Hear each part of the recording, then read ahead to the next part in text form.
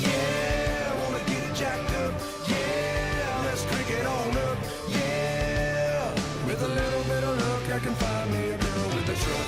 Yeah, we can love it on up. It's the song that's in my head. He is one of the biggest music stars in the world, Grammy Award winning country music sensation, superstar Tim McGraw, everybody. What an honor.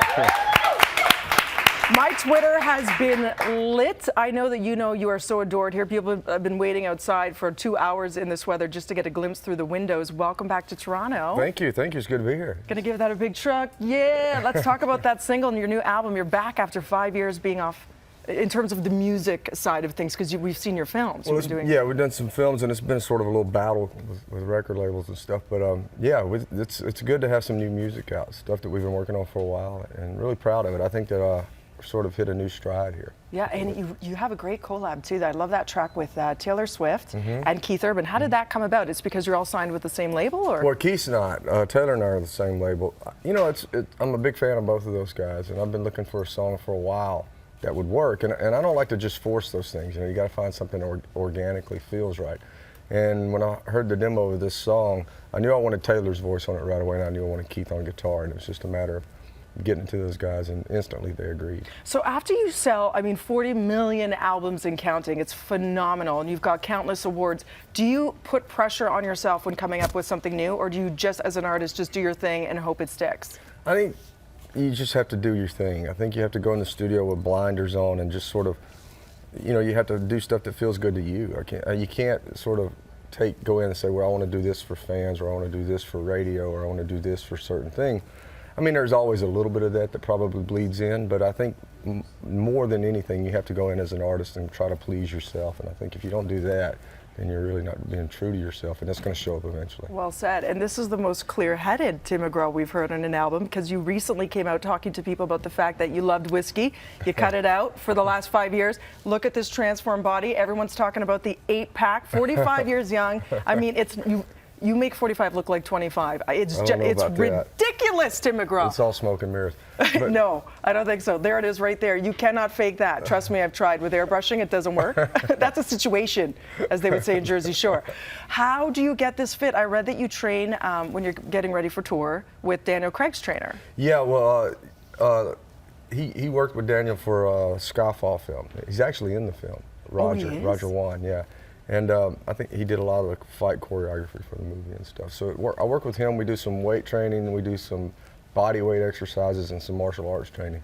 3 times a day sometimes? During the 4 or 5 weeks leading up to a tour, we'll do 3 times a day. And it's sort of part of my job, you know, that's the way I look at it. I mean, when we're out on tour, it's pretty, you know, we're pretty high energy, so you gotta sort of have a high level of energy to do what we do. Yeah, you need to feel as fit as possible to pull it off night after night with as much zest and zeal. Yeah. Now, in terms of diet, do you have a strict diet? Do you allow yourself cheeseburgers and fries? I love cheeseburgers. Do you? Yeah, I love cheeseburgers. But, you know, a couple of times a week, you kind of eat what you want, and you sort of gauge what you're eating by how much work you do, you know.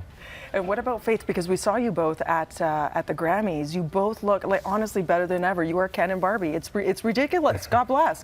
Do you both diet together, exercise together? She exercises. I tried to keep up with her exercising. I can't do it. She does the Tracy Anderson workout with these bands and all that.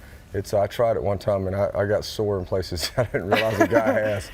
Tracy Anderson, she's the one I think also works with Gwyneth Paltrow, who you've worked with for Country Strong. Yeah. I was so impressed with Gwyneth's vocals. What did you think when you first heard her sing country? I was blown away because, you know, country, the thing about country music is any music really, but country music in particular, and I'm biased, and there's a certain soul that comes with country music that you really can't fake.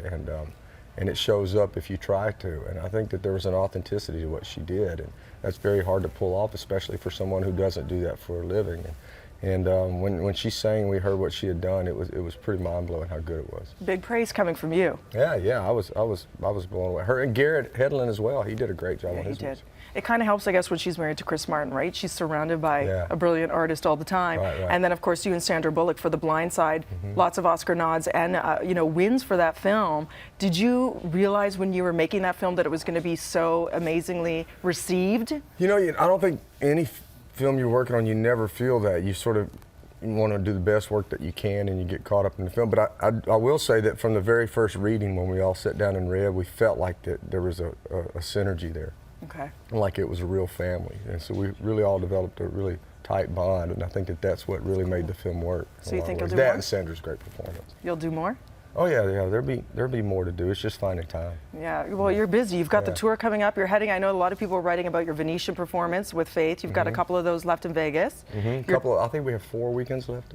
next Okay. year.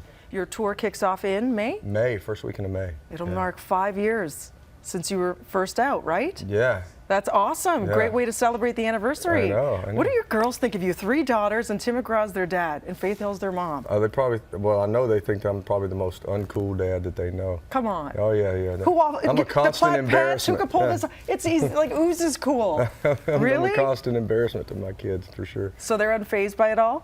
Yeah, you know, they've grown up with it for one thing, and we've sort of lived in the same community since they were kids, so everybody knows us, and we go to the same school, and you know, we're really Gracie, Maggie, and Audrey's parents when we show up at something. You know, we go to all the football games. We have a cheerleader, we have a JV basketball player. You know, we have a 5th grader, so we're sort of, everybody knows us as that. You keep it as real as possible. Yeah, yeah. What do you want to say to everybody out there who supports you and loves you so much and will be coming out to the shows? What is it that keeps you going, and what motivation do you feel off them? Because so many people have been writing in. Well, you know, I think you don't get in this business without wanting to be on tour and without wanting to be in front of it, like that picture. They're wanting to be in front of people and sweating and singing and playing your music. I think that's the impetus for wanting to do this. And there's a symbiotic relationship you get with a crowd. I think when you go into a concert, not all of them are perfect. Not all of them have the energy that you want them to have. But those special nights when it's like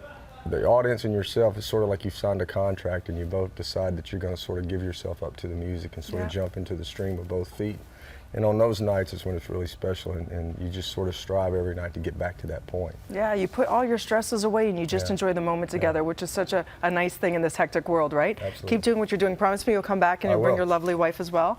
Absolutely, I'll bring her with me next time. Truck, yeah, I can't stop saying it. I'm not swearing, it's okay. For more information, everybody pick it up. It is called 2 Lanes of Freedom, TimMcGraw.com. Follow him at @TimMcGraw on Twitter. What a gentleman. Cav, over to you. Give me a truck, yeah, Cav. Truck, yeah. He won't do it.